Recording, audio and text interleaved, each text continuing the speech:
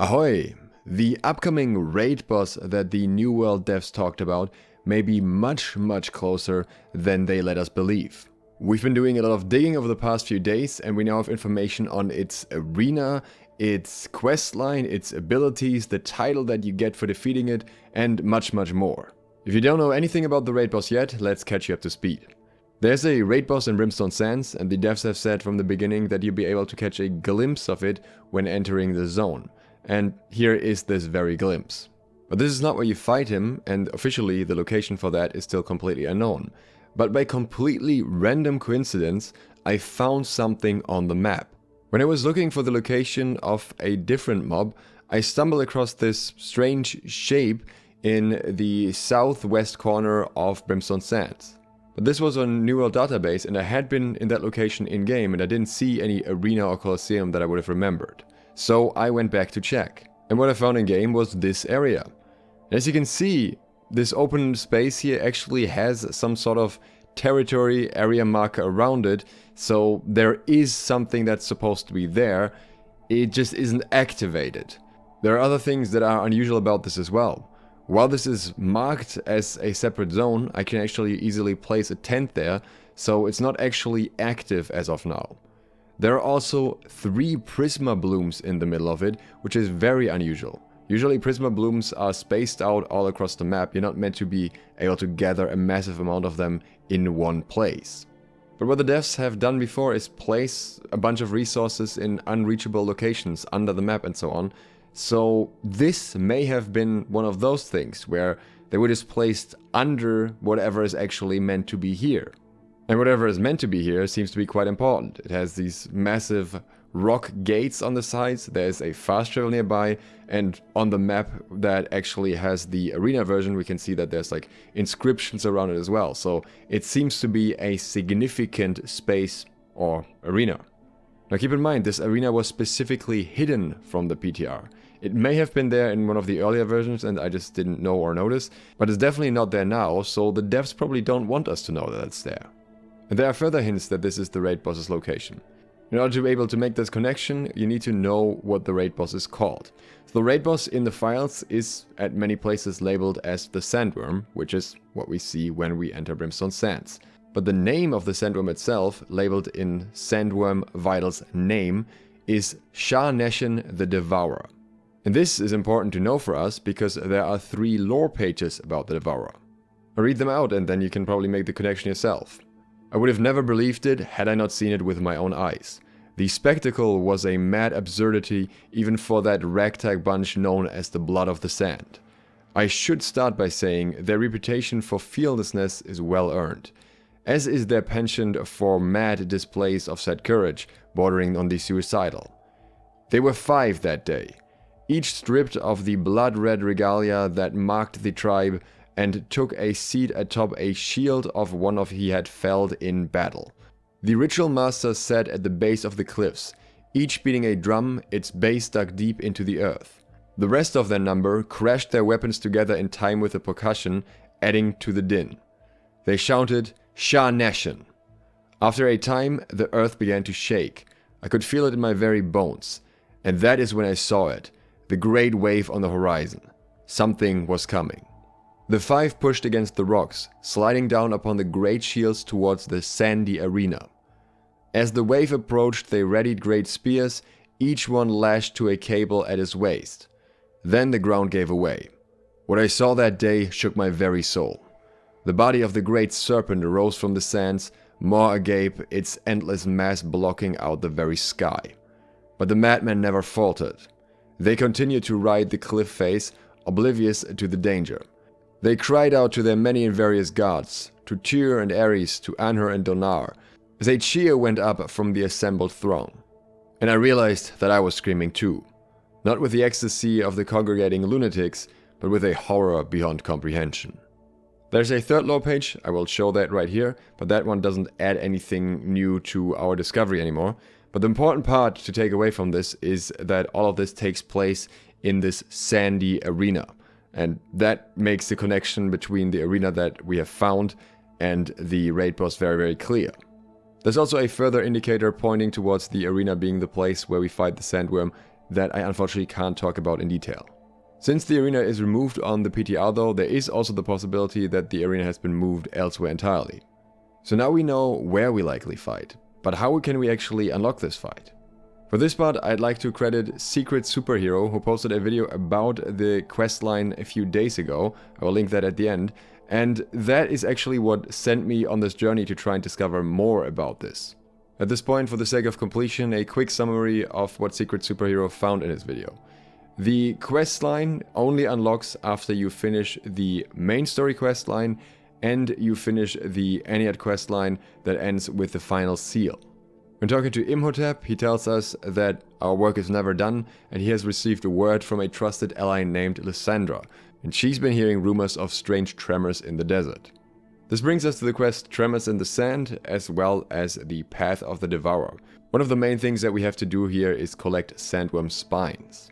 We also have to scout a pyramid, which makes it a little bit interesting that the arena itself at least was quite far away from the pyramid. Towards the end, the information about the questline becomes more fractured, because the quest for the sandworm itself is actually not in the files yet, that's probably just hidden. What we know is that after quest 16 side 13, which is scouting the pyramid, we get sent to an NPC called Murdoch, which is Murdoch Templeman.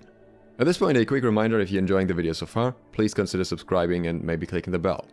Also, I'd like to credit XR for doing the data mining for this video and helping me with a lot of the digging and a lot of the information that had to be pieced together. This project would have stayed a lot more superficial without him. And on the topic of data mining, we can already find some of Murdoch Templeman's dialogue. The first one is what he says initially, which is, "The locals speak of a mighty worm that burrows beneath the dunes. This land of blistering sun and biting wind has horrors aplenty, but so far I've seen no sign of the beast. If you catch a glimpse of it, let me know. Its head will make a fine addition to my wall." And then, once you get to the point where you're actually activating the quest line by him, "By God, I was such a fool to come here. A few nights ago I saw the face of the great worm. I fell to my knees and waited for the end, but it passed without taking my life. Why? Why did it spare me?" Since the quest is hidden, we don't know the exact progression from here, but there is a possibility that you can't always fight the Devourer. XR found this loading screen here, which talks about trials. Have you found one yet? A trial is a rare event where you and your friends fight a deadly legendary creature. There is a possibility that this may be referring to the Devourer as well as maybe others. There are certain time-based bosses in Brimstone Sands, so maybe this is the case for the Devourer as well, and there's only a specific time span when he can be fought. But let's talk about that fight. We don't have all of his final values yet, so for example, we don't know for sure how much health he has, but we have a lot of information about his attacks. Mixed Nuts damage calculator, which I will also link in the description, actually contains the damage values for the sandworm's attacks already. You can see them right here. Now these are the completely unmitigated values, but let's actually have a look at a tank with decent amount of armor and a shield. Yeah, well, still pretty high numbers. For example, the sandworm Chomp has 11,000 damage against a tank. We can see that some of his attacks do very high damage but relatively low block damage, while others do very high block damage and comparatively low damage. So I imagine you'll have to cycle between putting your block up and down depending on which attack is coming your way in order to keep up in stamina. What we can also see is that his attacks vary wildly in damage type.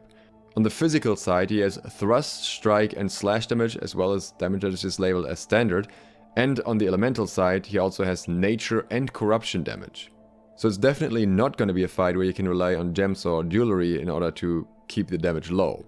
Also, there are various acid attacks which are not all listed here. That means you may need to use chitin plates and may not even be able to use any gems at all because the slots were already taken by that. Aside of the acid spit and acid ball that you can see here, there are also acid pools, acid spew and acid storm. Acid spew has 5 separate versions with a 6250 duration and a 14 unit radius cone.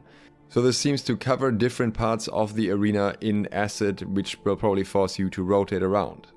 Acid Storm has a much longer duration of 30,000 and has a sphere shape with a 75 unit radius. It's also labeled as AI ranged AoE. I'm thinking that this might be some sort of small tornado that moves through the arena that you also have to avoid. On top of that, the Devourer also has an escalation debuff. This has a 5000 duration and a 100 unit radius, so it may possibly be avoidable or you may be able to make it run out. But the important part is that this is a 20% rend to everything, and this can stack up to 5 times, and it seems to specifically avoid normal rend caps.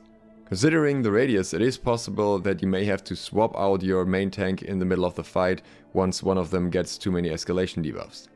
The Devourer has the ability to grant or remove stamina, probably its own, and this is a total of 8000 stamina, so probably something happens once you break this 8000 stamina.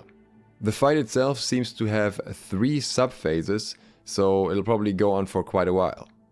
There's something else that happens probably during the fight.